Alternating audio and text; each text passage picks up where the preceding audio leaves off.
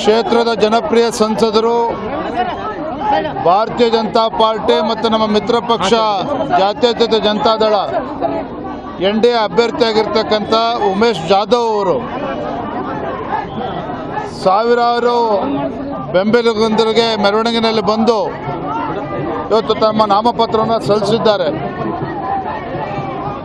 ಕಾರ್ಯಕರ್ತರ ಉತ್ಸಾಹ ಇವತ್ತು ನರೇಂದ್ರ ಮೋದಿಜಿಯವರು ಮತ್ತೊಮ್ಮೆ ದೇಶದ ಪ್ರಧಾನಮಂತ್ರಿ ಆಗಬೇಕು, ಏನು ಕಲ್ಯಾಣ ಕರ್ನಾಟಕ ಅಭಿವೃದ್ಧಿ ದೃಷ್ಟಿಯಿಂದ ಭಾರತೀಯ ಜನತಾ ಪಾರ್ಟಿ ಮತ್ತೆ ಬೆಂಬಲ ನೀಡಬೇಕು ಅಂತೇಳಿ ಕ್ಷೇತ್ರದ ಮತದಾರರು ತೀರ್ಮಾನ ಮಾಡಿದ್ದಾರೆ. ನನಗೆ ಸಂಪೂರ್ಣ ವಿಶ್ವಾಸ ಇದೆ ಇವತ್ತು ಈ ಕ್ಷೇತ್ರದ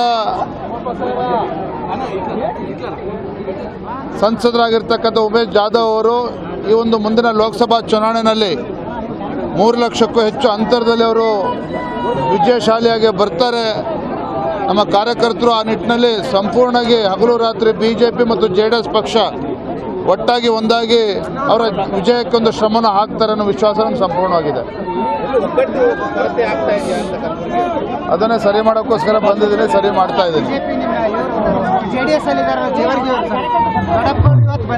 ದೊಡ್ಡಪ್ಪಗೌಡ್ರಿಗೆ ನಾ ಬೆಳಗ್ಗೆ ಮಾತನಾಡಿದ್ದೇನೆ. ಇವತ್ತು ನಾಡಿದ್ದು 26ನೇ ತಾರೀಕು ಕ್ಷೇತ್ರದಲ್ಲಿ ಜೋರಾಗಿ ಕಾರ್ಯಕ್ರಮ ಕೂಡ ಮಾಡ್ತಾ ಇದ್ದಾರೆ. BJP ಜೊತೆ ನಮ್ಮ ಅಭ್ಯರ್ಥಿ ಪರವಾಗಿ ಅವರು ಪ್ರಚಾರವನ್ನು ಕೂಡ ಮಾಡ್ತಾರೆ.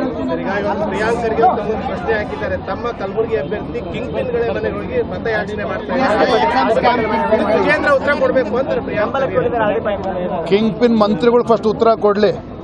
ಇವತ್ತು ತಾವು ರಾಜ್ಯ ಸರ್ಕಾರ ಬಂದ ಮೇಲೆ ಇವತ್ತು ಗುಲ್ಬರ್ಗ ಭಾಗದಲ್ಲಿ ವಿಶೇಷವಾಗಿ ಯಾವ ರೀತಿ ಇವತ್ತು ಕಾರ್ಯಕರ್ತರ ಮೇಲೆ ದಬ್ಬಾಳಿಕೆ ನಡೀತಾ ಇದೆ, ಯಾವ ರೀತಿ ಕಾರ್ಯಕರ್ತಗಳು ಹತ್ಯೆ ಆಗ್ತಾ ಇದೆ, ಯಾವ ರೀತಿ ರೌಡಿಸಮ್ ಜಾಸ್ತಿ ಆಗಿದೆ, ಅದಕ್ಕೆ ಅವ್ರು ಮೊದಲು ಉತ್ತರ ಕೊಡಲಿ, ಆಮೇಲೆ ಇದೆಲ್ಲಕ್ಕೂ ಕೂಡ ಉತ್ತರವನ್ನು ಕೊಡ್ತಾರೆ.